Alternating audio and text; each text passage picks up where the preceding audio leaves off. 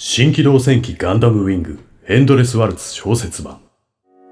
本動画は新機動戦機ガンダムウィングエンドレスワルツ小説版のストーリー解説動画となります。画像は各シーンのイメージに合わせてありますが、場面に応じて一部テレビ版とエンドレスワルツ版が混在しておりますので、映画版の内容と画像が異なる箇所があります。また全体のネタバレを含みますので、小説版はもちろん映画版も未視聴の方はご注意ください。まずはじめに、新機動戦機ガンダムウィングエンドレスワルツはガンダムシリーズの OVA であり、テレビアニメ新機動戦機ガンダムウィングの続編及び完結編という位置づけで1997年に全3話構成で世に送り出された作品です。そして OVA のヒットを受けて新作カットを加え再編集された特別編が1998年に劇場公開されました。小説版エンドレスワルツは OVA 発売に合わせて1997年に上下巻が発売されており、テレビ版ガンダムウィングとエンドレスワルツの間をつなぐブラインドターゲットやバトルフィールド・オブ・パシフィストの出来事についても言及されています。新機動戦機ガンダムウィングでは人類が宇宙開発を始めた年をアフターコロニー歴1年と定めた世界が描かれています。そんなアフターコロニーの世界において、やがてコロニーが完成し始め、宇宙への移民が増大したことから地上の各国家は衰退の兆しを見せ始めます。そんなコロニーの影響力に対抗するため、地上の各国家は地球圏統一連合という組織を発足しました。その後アフターコロニー165年、地球圏統一連合とコロニーの対立を防ぐため、非暴力、非武装という完全平和主義を掲げるヒーローユイを代表とする機関が発足されます。宇宙の心宣言を提唱するヒーローユイでしたが、アフターコロニー175年に暗殺されてしまいました。その結果、コロニー側は混乱し、ヒーローユイの思想に賛同する国々は連合の武力によって蹂躙されていくのでした。そして時はアフターコロニー195年、地球圏統一連合に反目する一部のコロニー居住者は5体のガンダムに少年たちを乗せ地球に送り込む作戦オペレーションメテオを実行しました。生まれ育った教会が焼き討ちに遭い、おびただしい数の屍を見てきた経験を持ち、自らを死神と名乗る陽気なパイロットデュオ・マクスウェル、そしてその登場機ガンダムデスサイズ。物心ついた時から戦場にいる、もともとは名前のない兵士、寡黙で冷静沈着な反面情が熱く非常に高い身体能力を持つパイロットトロワ・バートン、そしてその登場機ガンダムヘビーアームズ。心優しく、その官能性の高さから人の本質を見抜く高い洞察力や戦術眼を持つも、高すぎる官能性がゆえに時に危ういまでの行動に出るパイロットカトル・ラワーバ・ウィナー、そしてその登場機ガンダムサンドロック。中国の伝説上の戦士ナタクの名を持つ妻ロン・メイランの死によって正義に生きることを心に決めており、己の信念のまま行動するパイロットチャン・ウーフェイ、そしてその登場機シェンロン・ガンダム通称ナタク、そして常人をはるかにしのぐ身体能力を持ち、感情のままに生きることを心に決めており、かつての指導者と同じ名前をコードネームとするヒーローユイとその登場機ウィングガンダム。5人の少年たちとその登場機となるガンダムは姿形を変えながら戦い抜きました。錯綜する戦いの末、最終決戦イブ・ウォーにて孤高の革命家トレーズ・クシュリナーダは時代の幕引きを自らの役目として戦場に散ります。そして地球圏統一国家が誕生しました。アフターコロニー196年の夏、地球圏統一国家が兵器の完全撤廃を進める中、力によって地球圏の平和を守ることを掲げる勢力パーフェクトピースピープルが現れますが、ガンダムたちはこれを退けることに成功します。この戦いによってガンダムが高性能であるがゆえに新たな火種の元になると考えたカトルはガンダムを太陽へ運び廃棄しようと提案します。この提案に賛同したヒーロ、デュオ、トロワの3人はカトルにガンダムを送ります。この時ただ一人ウーフェイだけはガンダムを送ってきませんでした。こうして4機のガンダムは排気ブロックに格納され、太陽に向けて送り出されるのでした。一方で、世界は武力を放棄する動きを見せていましたが、新たに放棄する武装勢力が存在しないとは言い切れません。そこで地球圏統一国家は地球圏の平和維持のため極秘裏に特務機関プリベンター、通称火消しを設立します。プリベンターゴールドことレディアン、ウォーターことルクレツィア・ノイン、ファイヤーことサリー・ポーはプリベンターに所属し活動を行うのでした。ある日、とある中域を操作していたサリーはネオチタニウムと呼ばれる金属を発見します。ネオチタニウムとは従来のモビルスーツである DO などに採用されていたチタニウム合金と比較するとはるかに軽量で強度が高く、ガンダムたちに採用されているガンダニウム合金に迫る防御力があると言われる金属でした。ネオチタニウムは非常にコストがかかるだけではなく、戦闘兵器以外には求められないほど高い強度を誇る金属のため、サリーは新型モビルスーツが密かに製造されているのではないかと睨みます。その頃、地球圏統一国家の外務次官として活動を行うリリーナ・ドーリアンは L3X18999 コロニーに招かれ訪問することになります。会議の最中、差し出された飲み物を飲むと、それには睡眠薬が入っており、リリーナは拉致されてしまうのでした。トロワ・バートンとそのサーカス団は X18999 コロニーへサーカスを披露しにやってきていました。通常よりもはるかに少ない観客の数に違和感を覚えるトロワは観客に混じる不穏な者たちを見つけ出し、その者たちを倒してバートン財団がマリーメイヤ軍という新たな勢力を組織していることを知ります。そしてデキム・バートンが首謀者と推察したトロワはラルフ・カートという過去の戦友の名を使いマリーメイヤ軍に潜入します。しかしトロワは兵士たちが集合する中、デキムを前にして正体が暴かれてしまいます。それでもデキムを殺害しようと試みますが、そこにはマリーメイヤ軍の兵士となったかつての仲間ウーフェイが立ちはだかりました。死を覚悟するトロワでしたが、デキムは支援ではなく亡きトレーズの意志のために戦っていることを説き、トロワをマリーメイヤ軍へ引き込むのでした。リリーナが誘拐されたことを知ったヒーローはデュオと共にシャトルに乗って X18999 コロニーへ向かいます。同時にカトルはこの事態に対処するため太陽へ向けて送り出したガンダムを回収しに向かいます。マリーメイヤ軍は地球圏統一国家に対して独立宣言と宣戦布告を行いました。その内容を確認するヒーローとデュオでしたが、武装放棄した X18999 コロニーへお構いなしに突っ込んでいきます。護衛するトーラス部隊に苦戦するも、サリーとノインの援護を受けて、なんとか X18999 コロニーへ潜入することに成功するのでした。ヒーローとデュオはそれぞれ DO を奪い、別行動でコロニー内部へ向かいます。しかし、デュオの前にはトロワが狩る新型モビルスーツサーペントが、ヒーローの前にはウーフェイが狩るアルトロンガンダムが立ちはだかりました。サーペントの戦闘スタイルからかつて対峙したバイウェイトとメリクリウスが脳裏をよぎり、トロワが登場していることに気づくデュオ。攻撃をやめるようトロワを説得しようと試みますが、容赦ないサーペントの攻撃の前にリオは身動きが取れなくなり、サーペントのとどめのミサイルが迫ります。同じくして容赦なく攻撃を仕掛けるアルトロンガンダム。ヒーローもウーフェイを説得しようと試みますが、全く耳を傾けずに攻撃してくるウーフェイ。ヒーローはウーフェイが自分の力に溺れ、自分を見失ったと判断しました。そしてコックピットを開き、自爆装置を押すように言います。その時、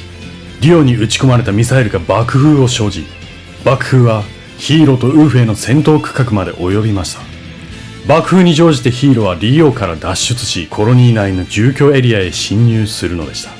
一方、撃墜されたと思われていたデュオでしたが、ミサイルはデュオを外して着弾しており、そこには住居区画への侵入経路が出来上がっていました。素直ではないトロワの気遣いを理解したデュオは、そこからコロニー内へ侵入します。ヒーローとデュオはコロニー全体を制圧したにもかかわらず、リリーナを連れてコロニーから離れようとするマリーメイヤを見つけます。そしてマリーメイヤ軍の本当の目的が真のオペレーションメテオの実行であることに気づきました。真のオペレーションメテオとは、コロニーを地球に落とした後、ガンダムを送り込み、混乱する地球を制圧するというもの。ヒーローたちはコロニー落としを阻止するため、コロニーのコントロールルームを目指します。その頃、ノインとサリーは地球圏への中継地点となる宇宙ステーションへ向かうトーラス部隊を追跡していました。そしてこれを制圧するため、月基地のプリベンター巡洋艦を要請します。しかしこれは陽動用の無人部隊であり、二人が気づいた時、すでにデキムは主力部隊を別の場所で展開していたのです。プリベンターを欺いたデキムは、地球まで目と鼻の先という距離にある資源衛星 MO3 にいました。そこから最新鋭モビルスーツサーペント500機の輸送船団を次々と地球へ向けて降下させます。しかしその時、地球から一機の白いモビルスーツが凄まじい速度で向かってきました。それはトールギス3。かつてトレーズ・クシュリナーダがトールギスにガンダムエピオンの性能を加えて完成させた3番目のトールギス。トールギス3は次々とマリーメイヤ軍の戦艦を撃沈していきます。一方、マリーメイヤ軍は応戦しようにもサーペントに大気圏突入用装備を装着していたため出撃できませんでした。その時、トールギス3のパイロットからデキムに通信が入ります。トールギス3に乗るのは死亡したと思われていたゼクス・マーキスでした。ゼクスはデキムに対して降伏を呼びかけますが、切り札を持つデキムは余裕を見せます。その切り札とはオペレーションメテオ。もしゼクスがこれ以上妨害をするならば、事前に制圧した X18999 コロニーを地球に落とすと脅しをかけてきます。これにはゼクスもどうすることもできず、サーペントの船団が地球に降下するのを黙って見送ることになるのでした。一方、X18999 コロニーではヒーローとデュオがコロニーの動作を制御するコントロールルームへ向かっていました。銃撃戦の果てにコントロールルームにたどり着いたヒーローたちでしたが、先にトロワがオペレーションメテオを阻止するための作業を進めていました。ヒーローたちも手伝い、コロニーが地球へ落下しないよう、なんとかコロニーの制御を安定させることに成功します。そして、オペレーションメテオの阻止に成功したとデュオからの連絡を受けたノインはすぐにゼクスに知らせます。その頃、サーペント降下部隊に手を出せないゼクスは、マリーメイヤを抑えるしかないと考え、資源衛星 MO3 から離脱して、X18999 コロニーのある L3 軍中域へ向かっていました。ノインからの知らせを受けたゼクスは加速制御のリミッターを解除し、先行となって戻ります。そして最大出力のメガキャノンで MO3 を破壊するも、デキムはシャトルで離脱していました。追撃したいゼクスでしたが、エネルギーを使い切ったトールギスは追撃することができず、逃げられてしまいます。こうして地球へ降下したマリーメイヤ軍は、サーペント部隊の圧倒的な武力によってブリュッセル大統領府を占拠するのでした。地球降下部隊を阻止できなかったヒーローたちでしたが、カトルからメールが届きます。その内容は、無事ガンダムを回収したので、地球の軌道に戻るまで48時間、なんとか持ちこたえてほしいというものでした。そこでヒーローはウィングゼロ HES88 の方角に射出しろとカトルにメールを送るようデュオに指示します。ウィングゼロだけという指示に納得がいかないデュオでしたが、ヒーローはデュオの睡眠不足を気遣います。その後ヒーローは子供の論理を押し付けてデュオを気絶させてトロワに託し、シャトルでガンダムを受け取りに向かいます。デュオとトロワは拘束された人々を救出し終えたノインとサリーと一緒にシャトルに乗り、カトルの元へ向かうのでした。ウィングゼロと無事合流したヒーローは地球へ向かいます。しかし地球への降下軌道の前にアルトロンガンダムが待ち受けていました。アルトロンの接近戦闘の攻撃力の高さを前に、ゼロシステムはバスターライフルを撃つようヒーローに指示します。シールドが破壊されるも、ゼロシステムの指示を無視してビームサーベルで戦い続けるヒーロー。決着はつかず、激闘を繰り広げる2体のガンダムは重力に引っ張られ、地球へ落ちていくのでした。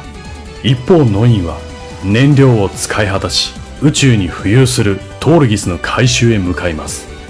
1年と2日ぶりにゼクスと再会したノインは、地上で補給を受けた後、トーラスに登場してゼクスが狩るトールギス3と共に、マリー・メイヤーがいるブリュッセル大統領府へ向かいます。シェルターシールドを敷き、サーペント470機の大部隊が布陣を敷いている中、ゼクスとノインはたった2機で大統領府に中央突破を仕掛けました。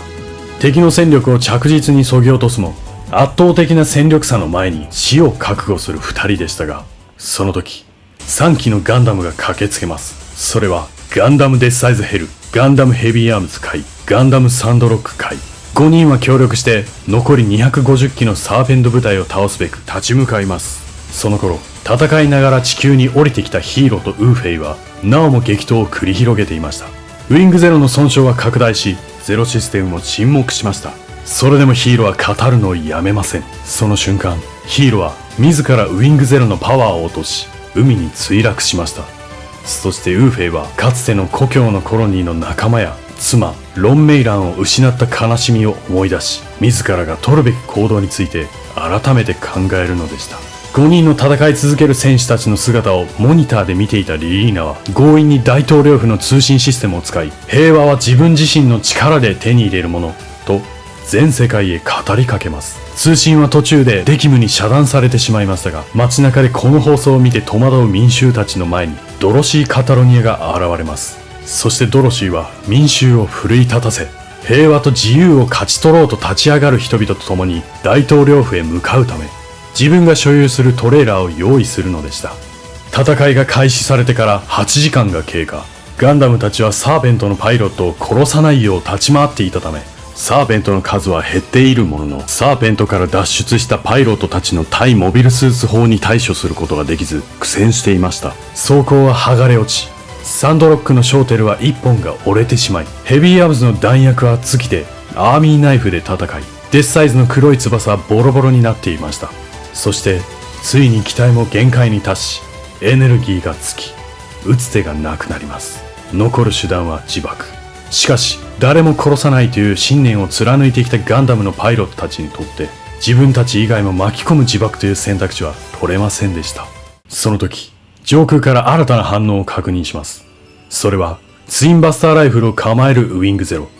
ヒーローは大統領府に直接通信を送り、シェルターシールドを張っていることを何度も確認します。そしてツインバスターライフルの第一射が放たれました。大統領府のシェルター全体に激震が走り、デキムはすぐにサーペント部隊を大統領府へ集結させ、すぐにウィングゼロを落とせと指示を出します。ツインバスターライフルの第2射が放たれました。ウィングゼロのレフトアームが吹き飛びます。アルトロンガンダムとの戦いで受けた損傷がここに来て影響を及ぼします。しかしそれでもヒーローの技量も相まって、標準の精度コンマ2桁まで狂いのない正確な射撃であり、もう一度同じ場所を攻撃すればシェルターは崩壊するほどのダメージを与えます。リリーナを殺し、自分も後を追うと覚悟を決め、ライフルを構えるヒーロー。しかし過去に自分の失敗で殺めてしまった無垢な少女の笑顔が脳裏に浮かんだヒーローは、照準を左にずらし最後の第3章を放つのでした。この一撃の反動でウィングゼロは爆発。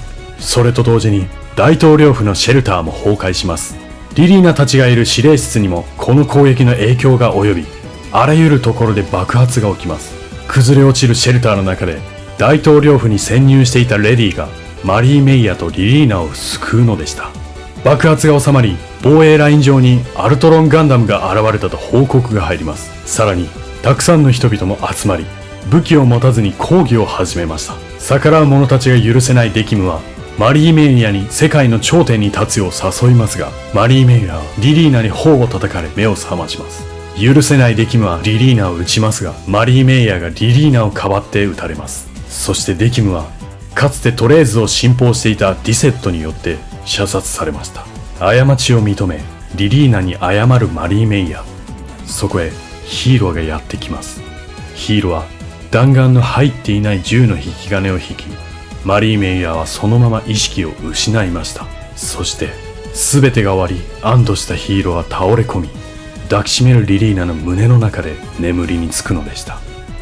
その後戦いを終えたデスサイズヘル、ヘビーアームズ、サンドロックは朝焼けとともにデュオ、ドロワ、カトルがそれぞれのガンダムの自爆スイッチを押し、この世から消滅させました。3人は元の自分たちの生活に戻ることにします。デュオはジャンク屋へ、ドロワはサーカス小屋へ、カトルはウィナー家の跡取りとしての仕事をするべく宇宙へ。ウーフェイは亡き妻のロン一族の故郷へ行き、狂った時代は終わったと別れを告げ、ナタクを自爆させます。そしてサリーと共にプリベンターとして活動していきます。ゼクスとノインはリリーナが進めていたテラフォーミング計画を遂行するため火星へ向かいます。リリーナはマーズテラフォーミングプロジェクトをはじめ、やることが山積みになっている次期大統領の立候補演説を行っていました。そしてヒーローは、そんなリリーナを見て何も言わずにその場を去っていくのでした。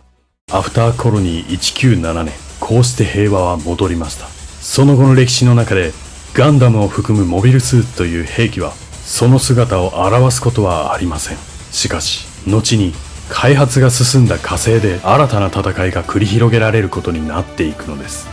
小説版新機動戦記ガンダムウィングエンドレスワルツでは、アニメ版では表現されていない数々の内容が存在します。5人のガンダムパイロットたちの過去がアニメ版以上に深掘りされていることや、ゼクスがトールギ3を受け取り、過去に罪を犯した自分に戸惑いながら戦いへ赴くといった登場人物それぞれの心情が細かく描かれているので、深く感情移入できるように構成されているほか、アニメ版で描かれている各シーンが少しずつ異なっています。アニメ版エンドレスワルツはテレビ版新機動戦記ガンダムウィングを見ていない方でも作品が分かりやすく構成されているのに対して、小説版はテレビ版や各種関連作品との相関関係を重視して作られていると感じます。各キャラクターたちのバックボーンは敗者たちの栄光やフローズンティアドロップで詳細が語られていますが、いずれもかなり長い話なので読むのに時間がかかります。しかし小説版エンドレスワルツは上下2巻構成なので読みやすく、さらにアニメ版エンドレスワルツを見てから小説版を読むと各シーンがイメージしやすくなり、さらにアニメ版との違いを楽しむことができるので、エンドレスワルツを深く知ることができておすすめです。とても面白く仕上がっている作品なので、まだの方はぜひ一度読んでみてはいかがでしょうか。今回はこれで以上となります。チャンネル登録されるかはお任せいたしますので、もしよければもう一本動画を見ていただければとても嬉しいです。最後までご視聴いただきありがとうございました。